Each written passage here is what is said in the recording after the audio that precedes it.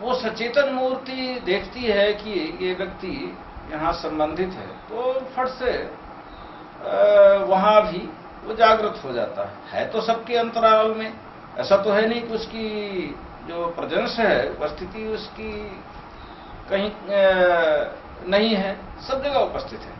बस कनेक्शन हुआ तो उस साधक के अंतर से जागृत होकर के उसको भी बोलेगा, बताएगा। फिर उसके तरीके हैं, वो आगे देखते हैं। तो हमारे कहने का आशय ये कि अगर हम साधना करते हैं, अगर हम प्रार्थना करते हैं और वो हमारा इष्ट देवता मौन है, बोलता नहीं, तो उससे कोई ज्यादा लाभ नहीं मिल पाता है। मिलता है, मौन होकर के भी परमात्मा संभालता है, ऐसा नहीं है कि नहीं। लेकिन मान लीजिए एक बालक है, उसकी माँ, उसके पिता मौन हैं, कुछ बोल ही नहीं रहे हैं, तो हाथ से इशारे करके या संभाल करके किसी ढंग से उसको बढ़ाएंगे तो जरूर। लेकिन मान लीजिए कि उसके लेवल में उतर करके, उसकी भाषा जो है तो बोल करके, क्योंकि भाषा तो अपने ढंग की बोल सकते हो, तो माता पिता अलग उम्र के होते हैं, उनका एक अलग अनुभव है बातचीत करने का, बोलने का। किंतु वो बालक जिस अवस्था में है, उस अवस्था में वो माँ उतरे, पिता उतरे और उसकी भाषा में बोलने लगे, तो उसको और एक थोड़ा सा मानसिक संतोष होता है और बढ़ने में सहायता मिलती है। सहायता तो विभिन्न प्रकार की करनी होगी, लेकिन वाचिक सहायता भी एक होती है, बोल करके भी बहुत सारी चीजें बताई जाती, समझाई जाती हैं। तो इस ढंग से क्या होता है कि जैसे ही हम प्रेयर करने लगेंगे तो ये सब शुरू हो जाएगा। अगर 2 टाइम समय नहीं मिलता है तो हम ये कहा करते हैं, बहुत बिजी लाइफ हो तो सुबह के सुबह कर लिए दोनों प्रार्थनाएं, या शाम को कर लिए, भगवान अब सुबह मेरे पास समय नहीं रहेगा, मैं अभी से प्रार्थना की ले रहा हूं, इस शरीर को रथ बना करके आप इसमें रथी हो जाइए और संचालन करते रहिएगा। यानी किसी भी ढंग से ये अंतर जगत की हाजिरी मानी जाती है। हम ईश्वर के यहाँ हाजिर हो जाए 24 घंटे में 1 बार 2 बार, फिर तो जितने बार कोई स्मरण करे अच्छा है, वो एक अलग चीज है। लेकिन कम से कम ये कहा गया है कि शाम सुबह या सुबह के सुबह या शाम के शाम थोड़ा हम प्रार्थना कर लिया करें अपने इष्ट देवता से, तो फिर वो हमें आगे ले चलेगा, आगे फिर बढ़ाएगा, अवसर भी मिलेगा कभी न कभी। तो एक तो ये है सबसे बड़ी बात, सार बात, जो प्रायः ग्रंथों में छिपा दी गई है, महापुरुष भी प्रायः छिपाते आए हैं। प्रेयर, प्रार्थना तो आइए सब जगह, लेकिन उसको किस ढंग से करें, किससे करें, ये नहीं कहा गया है। विविध देवी देवताओं से प्रार्थना की बात कह दी गई है, विविध ढंग से प्रार्थना करने की बात आई है। ऐसे ये सब थोड़ा उलझा हुआ। बहु मुनि मत बहु पंथ पुराणन, जहां तहां झगरोसो, गुरु कहो राम भजन मोहिनी को, लगत राज डगरोसो। गोस्वामी तुलसीदास जी महाराज कहते हैं कि बहुमत मुनि बहु पंथ पुराणन, मुनियों के बहुत से मत हैं, बहुत से पुराणों में जो है पंथ हैं। जहां तहां झगड़ा, बड़ा झगड़ा है, कैसे इसको सुलझाएं। तो अपने इष्ट देवता का, गोस्वामी जी ने राम को इष्ट देवता के रूप में माना, तो अपने इष्ट देवता से मतलब है उसका भजन करना एक राजडगर जैसे, राजमार्ग जैसे है, जहां कोई ऐसे विघ्न नहीं है। विघ्न होंगे भी तो वो अनिष्ट नाशक इष्ट देवता जो है तो विघ्नों को हटाता चलेगा जितना आवश्यक होगा। तो प्रार्थना करें। अगर मान लीजिए किसी के पास समय है तो फिर उसका एक दूसरा तरीका है, साधना का एकदम सार जिसे कहें, वो महापुरुषों ने कहा वो क्या कि अगर कर सकता है कोई तो उसे फिर अपने इष्ट देवता से नजदीकी बढ़ाने के लिए, अपने इष्ट देवी से नजदीकी बढ़ाने के लिए क्या करना चाहिए? प्रार्थना के अलावा, प्रार्थना तो सदैव रहेगी, ये जो हम कहने जा रहे हैं उसके पहले भी रहेगी, उसके बाद में भी रहेगी, प्रार्थना तो सदैव रहती है। एक जनरल बात है प्रार्थना। प्रार्थना पत्र जैसे लोग देते हैं ऑफिसों में अपने कोई काम के लिए, ऐसे एक उस परमात्मा के यहाँ प्रेयर करनी है, प्रार्थना करनी है, ये एक सहज बात है। किंतु मान लीजिए समय है, शक्ति सामर्थ्य काम करती है, तो क्या करना चाहिए? तो फिर कहते हैं उस देवता के अनेक नामों में से कोई एक नाम या मंत्र भी ले लेते हैं और नाम को भी ले लिया जाता है। नाम भी एक मंत्र है। मन को जो अंतर्मुख करे उसका नाम मंत्र। तो अगर नाम को ले सके तो और अच्छा है, क्योंकि इसके जप के लिए 4 वाणियां बताई गई हैं। तो चौथी वाणी जो अजपा है उसमें 2-2.5 अक्षर का नाम चलता है। तो अभी का जो नाम है वही आगे भी काम करेगा। मंत्र जहां तक लेते हैं लोग तो 3 वाणियों से बैखरी मध्यमा पसंती से जपते हैं। परा में मंत्र नहीं चलता, परा में 2-2.5 अक्षर का कोई चलेगा। उस नाम में से तो ठीक मंत्र में से कोई 2-2.5 अक्षर का नाम छाटना पड़ेगा, जैसे ओम है, शिव है, या कोई भी से राम कृष्ण या दुर्गा, कोई भी ऐसे नाम अलग से लेने पड़ेंगे। तो आगे अगर कोई बढ़ना चाहता तो नाम का जप करना पड़ता है। इसे कहते हैं नाम या इसे कहेंगे जप। दूसरा क्या है? रूप। रूप का मतलब स्वरूप, और इसी को दूसरे भाषा में कहें तो क्या कहेंगे? ध्यान। जप ध्यान। नाम का जप किया जाता है, रूप का ध्यान किया जाता है। ये नाम और रूप रूपी रस्सी से हम अपने इष्ट देवता को जो है तो बांधते हैं। हमसे दूर तो नहीं है तो सबके हृदय देश में, लेकिन संस्कारों के ऐसे आवरण पड़े हैं जन्म जन्मांतरों के, जो संस्कार आ गए हैं, मल विक्षेप आवरण उनको कहते हैं। तो इसमें न जाए, केवल इतना समझें कि जन्म जन्मांतर के जो अशुभ संस्कार हमारे और उस देवता के बीच में आ गए हैं, उन संस्कारों के कारण दूरी बढ़ गई है पास। तो हम ये कहने जा रहे थे कि जब दूरी बढ़ गई है तो उसको समीप कैसे लाया जाए। जब समीप ला लेंगे तभी तो उसका साक्षात्कार होगा, तभी तो उससे फिर लाभ प्राप्त किया जा सकता है। दूर है तो हर चीज में दूरी रहती है, ऐसा कहा गया है। उसको अंतर में लाना चाहिए, जागृत कर लेना चाहिए, तो ज्यादा अच्छा रहता है। तो नाम का जप। अब कोई इष्ट देवता किसी का है तो कोई किसी का, कोई इष्ट देवी है, जिसके रुचि में जो नाम आए वो नाम लेना चाहिए। परमहंस मत बड़ी व्यापक साधना बताता है, कहीं आरोपित नहीं करता कि आप इसी नाम को लीजिए, इसी मंत्र को लीजिए। 3 वाणी तक तो लिया जा सकता मंत्र भी, चौथी में नहीं चलेगा।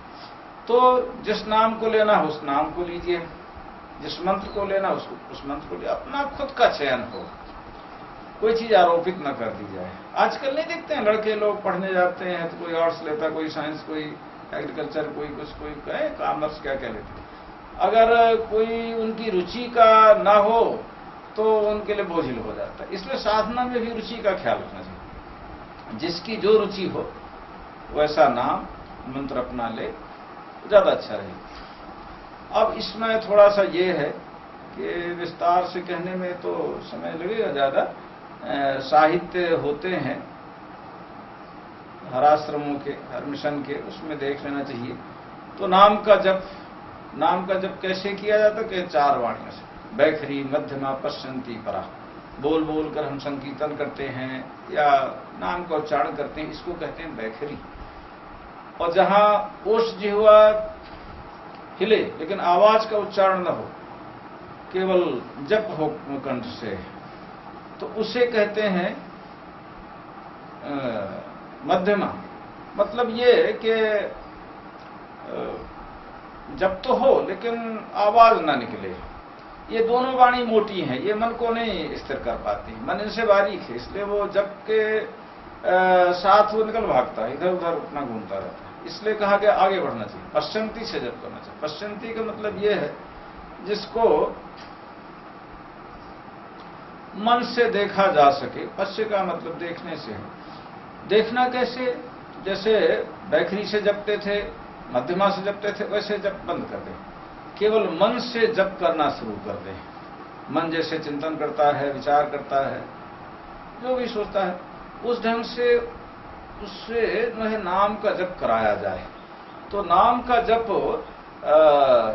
जब करेगा तो भी अगर कोई बारीकी से देखेगा तो नाम का जप भी चल रहा हो और भाग खड़ा हो, आधा मन का भाग जो है निकल जाता है। इसलिए सावधान रहना चाहिए मानसिक जप में भी। जप करते हुए मन को अपनी जगह पर रखना चाहिए। मन पूरा का पूरा नाम का जप करे या मंत्र का जप करे, तब ठीक रहेगा। अगर मन हट जाता है जब से तो फिर उसका उतना लाभ नहीं मिल पाता। वैसे तो भाव को भाव अनख आलसम नाम जप मंगल दसम, वो बात अलग है, किंतु कंसंट्रेट माइंड से जब जप किया जाता है तभी वो पूरा लाभ दे पाता है, ये कहा गया है। और भी इसके विविध तरीके हैं, लेकिन एक सहज तरीका ये है कि मन जैसे चिंतन करता है बस वैसे नाम का जप करना शुरू कर दे।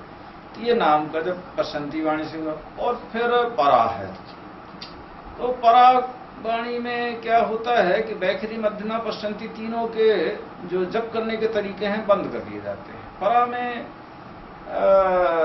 श्वास तरफ ध्यान दिया जाता है। श्वास हमारी अंदर जा रही है, बाहर आ रही है, जा रही है, बाहर आ रही है, तो इस श्वास तरफ ध्यान पूर्णतः देना पड़ता है और देखना पड़ता है कि क्या कोई ध्वनि उसमें उठ रही है। वैसे दिन में तो प्राय नहीं समझ में आ पाता है, रात्रि के शांत नीरव वातावरण में कोई अपने श्वास में सुनने की कोशिश करे तो एक प्रकार की धुन भी जो है तो निकलती। उस धुन में ही वो ऐसी कल्पना करे कि हमारा जो अब तक का 2-2.5 अक्षर का नाम था वो ढला हुआ है, वो इसमें सुनाई पड़ रहा है, जप हो रहा उसका। उसी इसमें होता क्या, जपे न जपावे अपने से आवे। एक तो जप बंद कर दे, शुरू में थोड़ी देर या तो कुछ समय के लिए तो जप किया जा सकता है, ऐसा नहीं है कि अभ्यास काल में जप करना गलत है। एक अक्षर जाए ओ ये कोई भी जिसका जो रुचिकर नाम है, दुर्गा नाम है तो दुर्गा ऐसे करके एक अक्षर जाएगा दूसरा आएगा, 2 अक्षर जाए दोनों आए उसमें दिक्कत होती है, केवल एक जाए और दूसरा निकल जाए। तो कुछ लोग सोहम का जप करते हैं, आजकल बहुत ज्यादा छिपाते रहते, कह रहे परमात्मा का नाम जो है तो और कुछ नहीं सोहम है। ऐसा कुछ नहीं, ईश्वर के सब नाम जो है तो समान है। हाँ, ये है सोहम है, ओम है, ये प्राचीन काल के नाम है जिसको ऋषियों ने सुना समाधि काल। बाकी नाम जो है तो बाद में रखे गए, सर्वत्र रम रहा है, सब में है रमा हुआ, इसलिए राम। अपने आकर्षण शक्ति से सबको ठहराए इसलिए कृष्ण। ऐसे सबका कल्याण करने में समर्थ है, कल्याण स्वरूप इसलिए शिव। सबकी दुर्गति का शमन करने वाली शक्ति है इसलिए दुर्गा। इसी प्रकार जो भी नाम है उसका एक अर्थ होता है। तो आशय कहने का ये हमारा कि कोई भी एक नाम इसमें ढला हुआ देखेगा साधक, तो केवल श्वास को ले जाना है और निकलने देना है। बस जाने में थोड़ा श्रम करना पड़ेगा और निकलेगी तो ऑटोमेटिक, उसमें श्रम नहीं करना पड़ता। जैसे अपने आप निकल जाए। मन को इसमें लगाए रहना है, बस जितना मन इस जप में लगा रहेगा, इससे निकलने वाली धुन में तल्लीन होगा, उतने कंसंट्रेशन बढ़ेगा, उतना ही अच्छा जप माना जाएगा, उतना लाभप्रद होगा। जो भी नाम में शक्तियां होगी, जो उसके नामी में शक्ति होगी वो आपके अंदर आएगी। जितना ही कंसंट्रेशन बढ़ेगा, तो जिसमें कंसंट्रेशन बढ़ रहा है, नाम में बढ़ रहा है, रूप में बढ़ रहा है, तो जिसका नाम रूप हो उसके अंदर जो एनर्जी होगी वो मिलने लगेगी। इसलिए स्थिरता को महत्व दिया गया, एकाग्रता को महत्व दिया गया। एकाग्र जिसमें करोगे तो वो जैसा होगा वैसा बना डालेगा, अपने जैसा बना देगा। इसको कहते हैं भृंगी साधन, संतों ने भृंगी साधन कहा। तभी जप कर से, तो ऐसे जिस वाणी से जिसको नाम जप करना हो करे, या सभी वाणियों से थोड़ा थोड़ा अभ्यास करके अजपा में जाए, अजपा में थक गए तो नीचे उतर आए। ये अपने ऊपर निर्भर, किसी प्रकार से मन को घेरे रहना है कि साधन काल में इधर उधर न भागे, स्थिर रहे भगवान के क्षेत्र। जप करना पड़ता है, थोड़ा रूप का ध्यान भी, ध्यान थोड़ा क्लिष्ट है इसलिए इसको ज्यादा नहीं लेना चाहिए। कुछ नहीं, किसी भी स्वरूप को अपने इष्ट देवता के देखे पहले और नक्शे से तक देख करके उसको फिर अंतःकरण में उतारना पड़ता है। केवल स्वरूप भर देखें वो भी अच्छा है, दिव्य विग्रह है। अगर उसमें क्या कहते हैं औरा तेजपुंज की कल्पना करनी है तो भी ठीक है, नहीं तो चरण नखों से जो है तो एक प्रकार की ज्योत निकल रही है